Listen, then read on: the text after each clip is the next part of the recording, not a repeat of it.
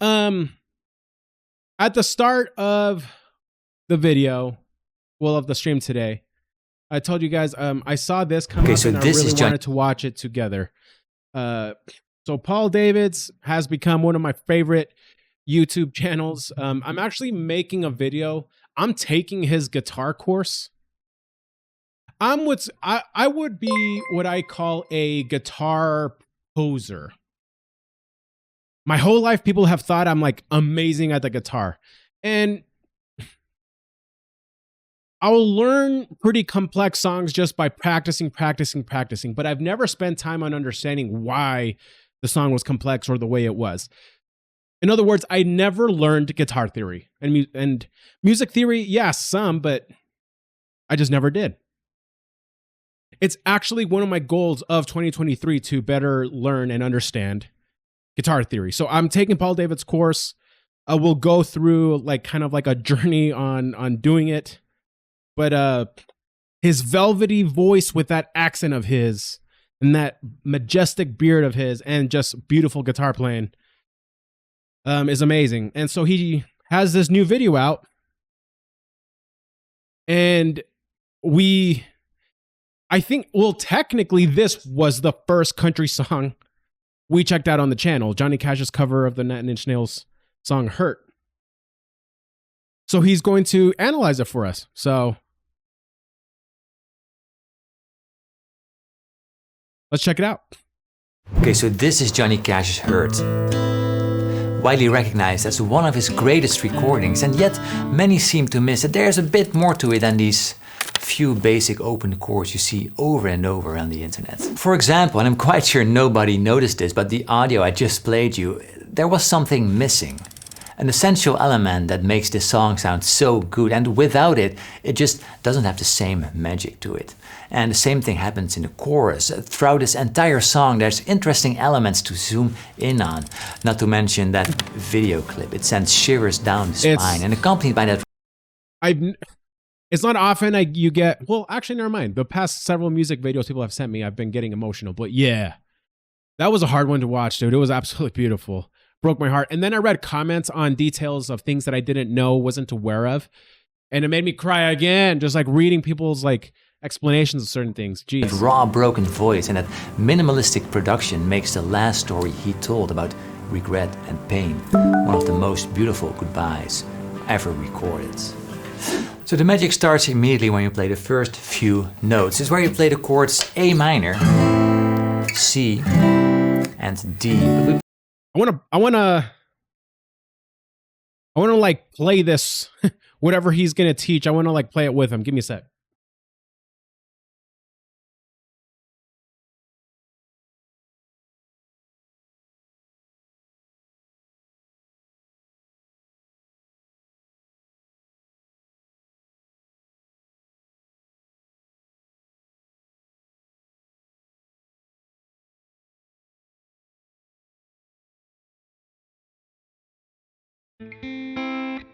Yeah.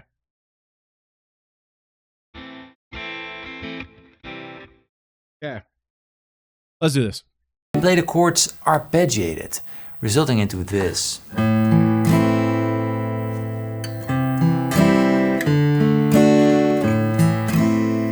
And we immediately hear it's a sort of dressed down acoustic version of the original. It's really simple. That's what makes it so beautiful. Released in 1994 and written by Trent Reznor from 9 Inch Nails. And without a doubt is equally as touching as Cash's version. And yeah, freaking beautiful. It's clear that many choices in the arrangement and production are directly influenced by the original. Okay, so before we add that magical ingredient to the mix, let's listen to that first guitar one more time.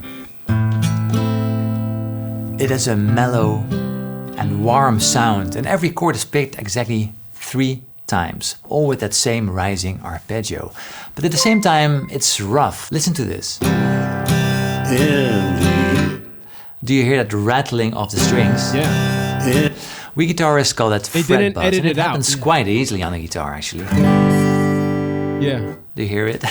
And if you listen closely, you hear it happening throughout this entire song over here, at the end of the chord. Or the second note of this song, actually. You hear it? And somehow, I never heard it before, it doesn't bother me, and I'm sure it never bothered anyone. Like back in the day, it wasn't uncommon to hear these imperfections in recordings, but in modern productions, producers tend to go for the perfect take or just edit mistakes out entirely. But apparently not Rick Rubin, the man who got Johnny Cash to sing this song in the first place. We burned a CD for Johnny Cash and you sent him of different songs. Of like songs to consider recording. Yeah. He kept it in. And okay, I think we read that while we watched the video, like the original song, like how Rick Rubin told him that he had to check this out.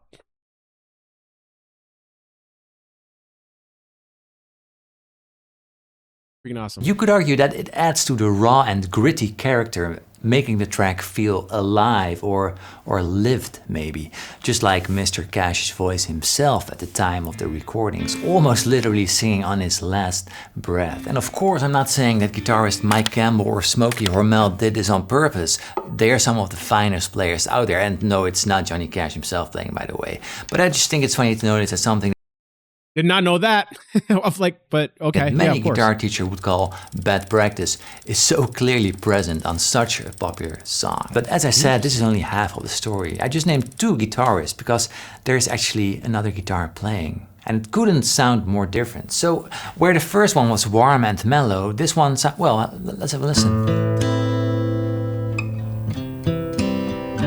It is very bright and almost sharp to the ears, more pronounced high frequencies, more attack. It's clear they used a different guitar and a different microphone. Listen to the differences back to back.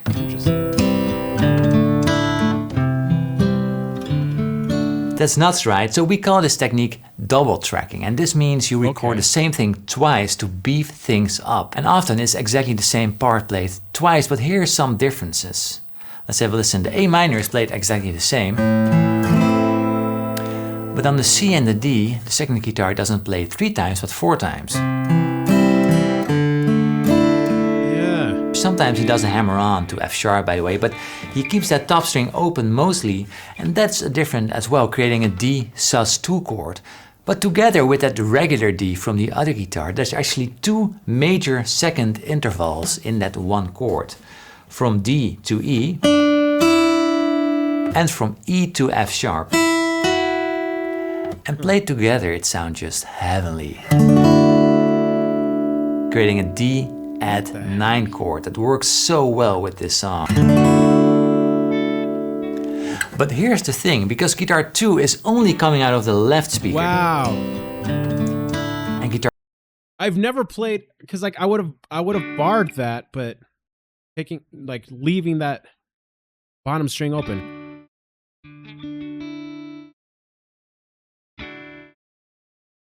Dude, Paul Davids is such a baller, dude. This is fascinating. Guitar 1 is exclusively coming out of the right speaker. And it's when you play them together when it sounds just like heaven. Have a listen.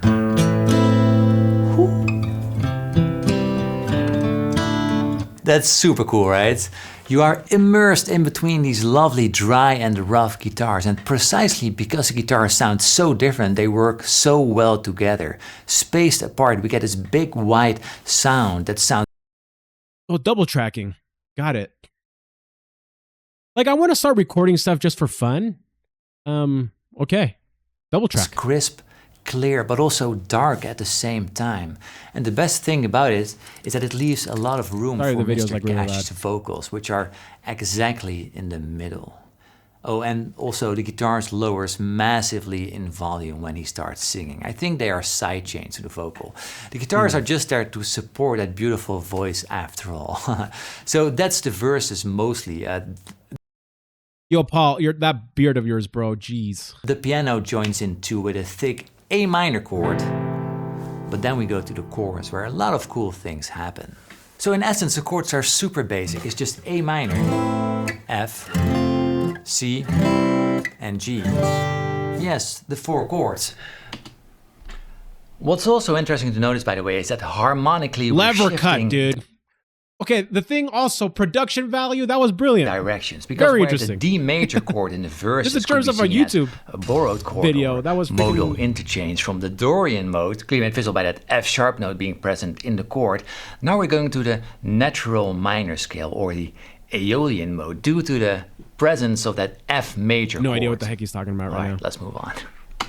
But that's not all there is to it. So again, there's two guitars, one playing left, one playing right. And the right guitar just plays the chords super minimalistic with just a few strings and with that warm and mellow sound.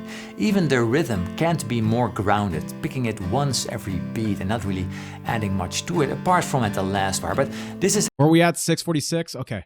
What were the chords again?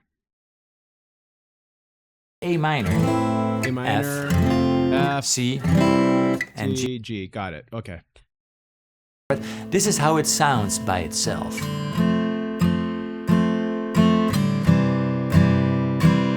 you're playing it like that. Now these are also the chords you see over and over again on the internet, and together with the verses, these 5 chords are pretty much the first 5 chords every love beginning playing F guitarist like that. will learn. But now to that second guitar, because that guitar is doing something different. It's adding something to the chords, making them sound so much fuller and rich. This guitar is really focusing on the top 2 strings, constantly playing that high G note over everything. And it sounds, well, by itself it sounds like this.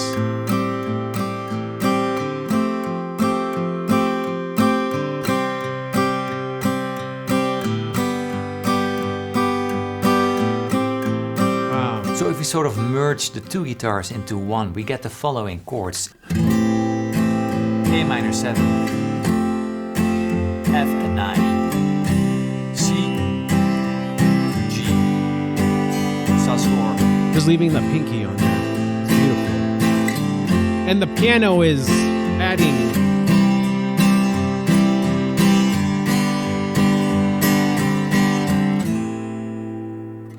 And this sounds great played on just one guitar, but 2 guitars?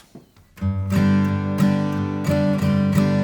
the real magic happens when we pen one to the left and one to the right. And together they create more than the sum of the parts. And then halfway we add the piano that takes over that high G note the guitar It sounds like a bell almost, while the like guitars some- are rising to a crescendo, almost distorting in tone. Oh And my then in the gosh, last dude, this song chorus, is the so strings join in, genius, making it dude. even more It's such a melancholic. great song. Everything is distorted, falling apart. Guitar 2 now rising to a higher register. All while that deep broken voice is singing about regret. Now everyone playing at full volume, everything breaking up and falling apart. If I could start again, a million miles away, I would keep myself. I would find a way. Dude. And just months after the release of this song, Johnny Cash would pass on 12 September 2003, leaving us with one of the most beautiful songs ever to be recorded. And I think it's great to see that sometimes the extraordinary can be found in the ordinary. It isn't perfect and it sounds so simple, but at the same time it's a complex web of sounds and it's so well done.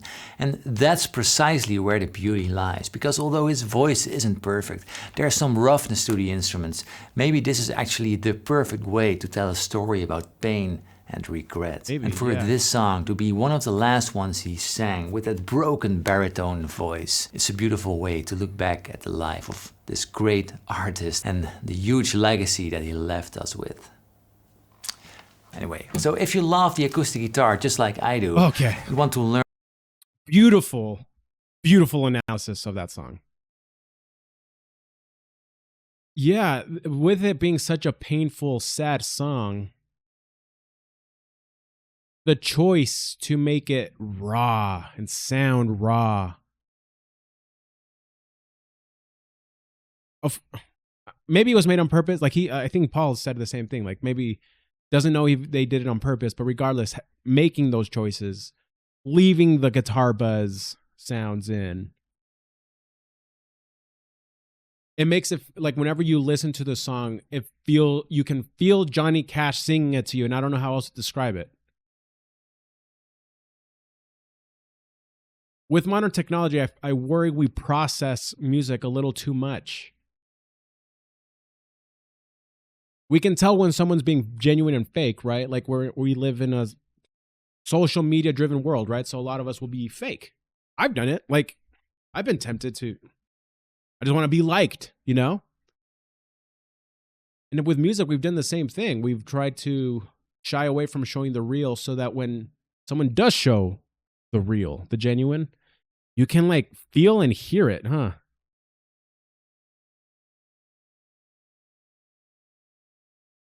Paul Davids, everybody. Check him out.